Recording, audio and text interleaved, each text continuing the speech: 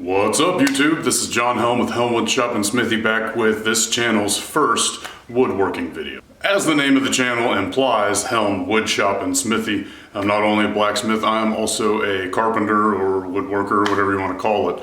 More specifically, I generally find myself making cabinets and furniture for people. I actually have a lot more experience in woodworking than I do in blacksmithing, and I'm a lot better at it. It's just, it's not new and shiny, so I don't find it as fun at the moment. It is generally much more lucrative for me to take woodworking jobs, and also that's usually what I find myself being commissioned for, because most people don't need a super cool custom knife, but they do need a kitchen cabinet, a dining room table, a coffee table, a chair, things like that. So my wife knows a guy named John from work who, not unlike myself, has a bunch of different hobbies. One of those is he's a DJ, and he does little gigs all around town. I don't want to say little gigs, maybe he does big ones too, I don't know. But he has a huge collection of vinyl records, and he doesn't have anywhere to store them. Also right now he has his turntable set up on a little folding table, which is really wobbly. And I'm not a DJ, but it seems like that would be really irritating while you're trying to move dials and spin records and whatnot. So he needs one storage cabinet and then one cabinet which can store vinyl, as well as house his turntables and mixing equipment, with a shelf on top of it for speakers and a computer that he uses to mix all of his audio tracks. So we're going to be building those today.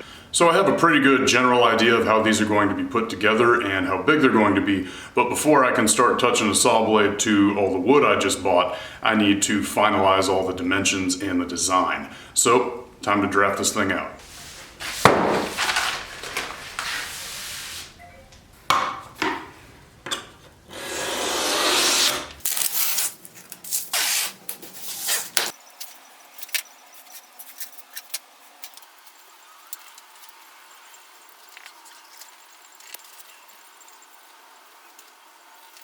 Alright, so since one of the cabinets he's going to be standing at while he does his record, whatever it is that he does, I'm going to have an instep like you would have on a lower kitchen cabinet so that you can stand closer to it because your feet can get underneath it.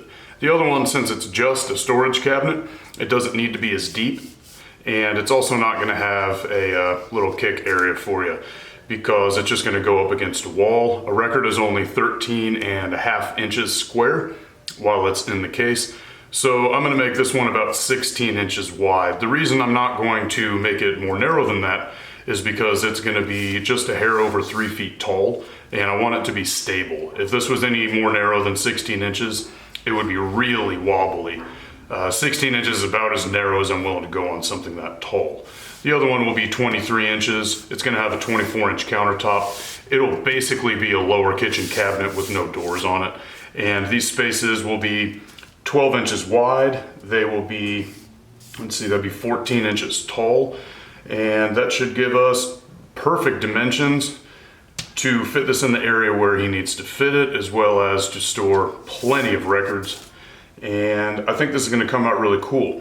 But because I have a very finite area that I have to fit it into, I'm going to make the face frames first. There is one major difference between blacksmithing and woodworking, and that is managing your materials. If you waste a little bit of material while you're doing a blacksmithing project, it's not a big deal. You lost $1. If you waste a bunch of material in a woodworking project, it's a big deal. You just lost $100, sometimes more. One sheet of hardwood 4x8 plywood, the crappy stuff, is about $55, $60 around here. If you get the good stuff, it could be as much as $250 for a 4x8 sheet of super grade A cabinetry plywood. So obviously you want to make sure before you start cutting stuff that you know exactly what you're cutting and exactly how you're going to cut it out. So for a big project like this, I always make a cut list right before I head over to the table saw and while I'm looking at my drafted out plans. And the reason for that is very obvious. If you can get your wood out of the pieces that you have as efficiently as possible, you're going to waste less money. For this particular project, everything I needed to build it was $850, and that's not counting all the stuff that I already had on hand. It probably would have been a little bit over $1,000 if I didn't, have some wood that was already sitting here left over from other projects. So just make sure you always know exactly what you're gonna do before you try to do it. I've heard of guys who just wing it and they just go make something, and hey man, you might be able to do that. That's great for them, but I guarantee you that if they sat here and meticulously planned it out before, that they wouldn't be wasting as much wood as they're going to otherwise. So always have a plan, measure twice, cut once.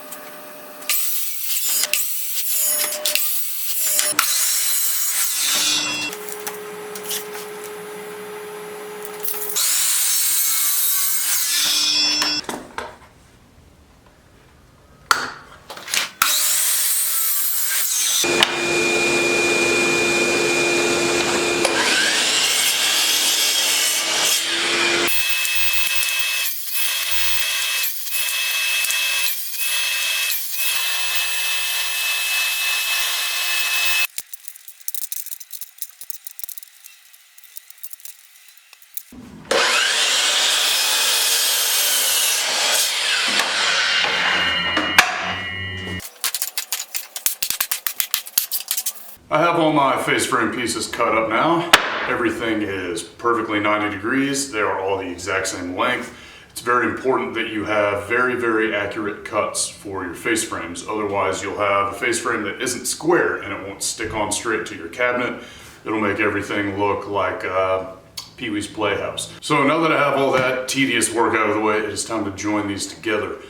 I have used a lot of different methods of this in the past. I have used biscuits, I've used dowels, I've just butt joined them, glued and clamped. But the way that I've settled on being the best way, for me at least, is using pocket hole screws.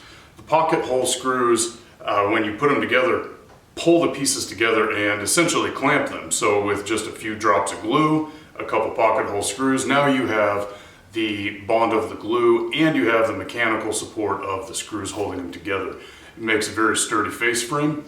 And it's also very easy to keep them square while you're doing it. You don't have to worry about the pieces slipping around on each other while you're trying to clamp. For me, it's the best way to do it. I have heard a lot of people say that using pocket holes is not real joinery. And while I agree it is not traditional joinery, it's silly to say that something that works well isn't real. So if you're one of those people, bite me. So before you can drill your pocket holes, you're gonna have to have a pocket hole jig. There's no way to get around that either.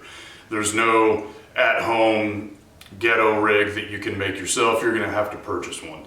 Now you can buy a relatively inexpensive one off of Amazon. That's the first one that I used. I think it was $25 and it was just a little thing that you would clamp onto the board before you drilled your holes. And it did work, but it was really inconvenient. Since then I have upgraded, and this is a Craig jig. I have no sponsorship or affiliation with Craig, so you know I'm telling you the truth when I recommend their products. I love Craig's products. They feel kind of dinky and plasticky. Of course they are made out of plastic, but they're extremely useful. They're really handy, especially for cabinet making. This one I think cost a little bit over $100, and if you're gonna make more than one or two cabinets, it is worth absolutely every single penny. Go buy one. So the first thing that I'm going to do with this is screw it down at the table. I usually have it already mounted, but it's been a while since I had to make a cabinet. So I went ahead and put it away. And we are ready to rock. Now I'll just take this drill bit, which comes with the jig. It has a shoulder on it so that you can have the base of the pocket, which will support the head of the screw, and then a little pilot hole for the threaded portion of the screw to go through. You use this little handy dandy meter here to make sure that it is sticking out the appropriate length for the width of the wood that you are using. This one is set to 3/4 of an inch, so we are ready to roll. I'll just pop it in the drill. Then I will take one of my face frames, lock it into position, and drill my holes.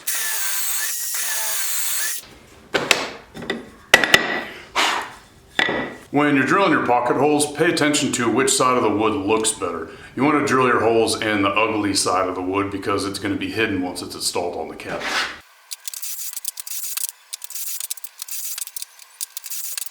All the pocket holes have been drilled out, so now it's time to assemble these pieces. There are a few different tools and jigs that I like to use, so let's take a look at those before we get started. Alright, so here's everything that you need to get them all stuck together. Of course, you're going to need some pocket hole screws. Be sure to pick an appropriate size for the size of wood that you're using. These are 1 1/4 inch. That's usually what I use for 3/4 inch face frames. Also, some wood glue. Any wood glue will work just fine. This happens to be Titebond 2. I'm not a fan of Titebond 3 just because it has a really long working time. It apparently does resist moisture a little bit better than Type 1 and 2 Titebond. But unless it's going to be in contact with water all the time or outside, that usually isn't an issue.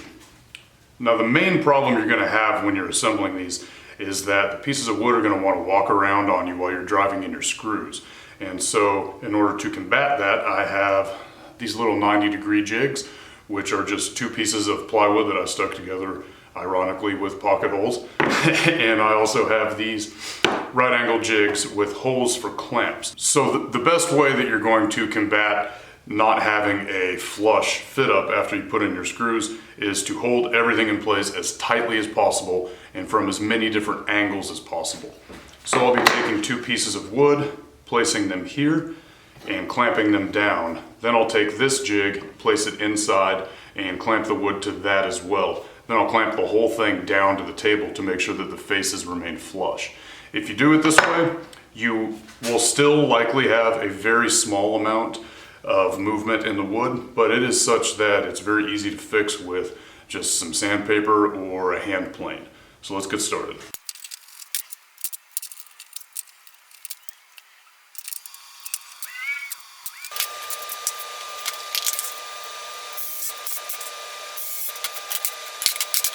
And here is our fit up. You can see that the boards are flush on the top as well as on the face. If these get out of whack, it can take you a lot of time to get them all trued up again. And you're gonna wind up thinning out your face frames a little bit, which can potentially mess up your measurements, although most of the time it's not a big deal. But now you see how the process works. I'm gonna throw these things together.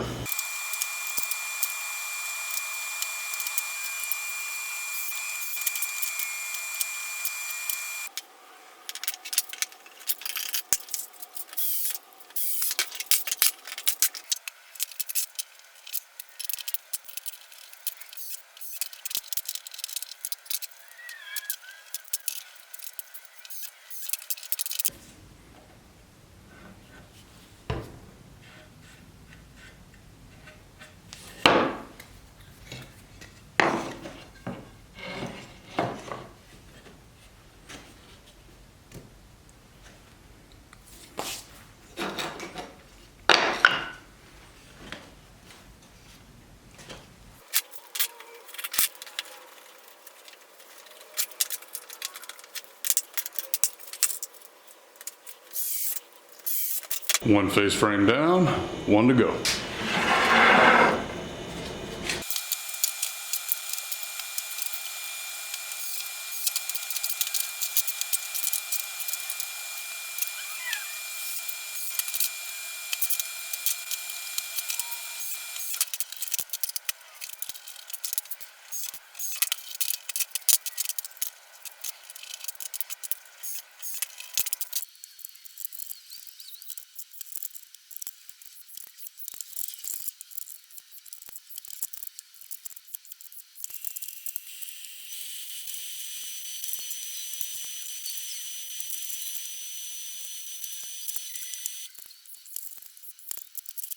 Anytime you're assembling a face frame, especially if you do it with pocket hole screws, you are bound to have a couple little pieces of wood that are sticking up too far on the face frame. Most of the time it's not bad enough to have to take any big bladed tools to it. You can just sand it down. But if you have a gap that is going to take too long to sand off, I usually go back and touch those up with a chisel.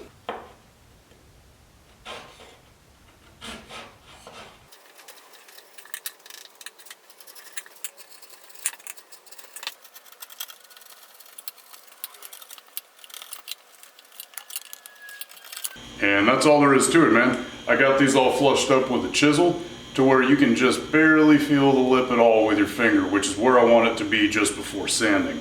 So now we'll just hit this with a random orbital sander.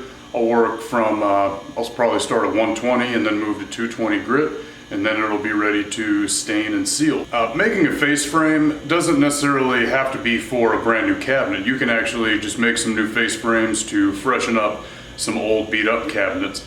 Most of the time, the boxes that the face frame are attached to are fine. It's just the fronts that get ruined. So if you can make a new face frame and new drawer fronts and doors, you can take an old set of cabinets in your kitchen and make them look brand new, and they will function like brand new cabinets as well, as long as those boxes are structurally sound. But that's all I'm going to do for today. Be sure to join me next time, and I'll be making the tops for all these cabinets. And until then, thank you for joining me. Don't forget to comment, like, subscribe, and hit the bell. Y'all have a good one.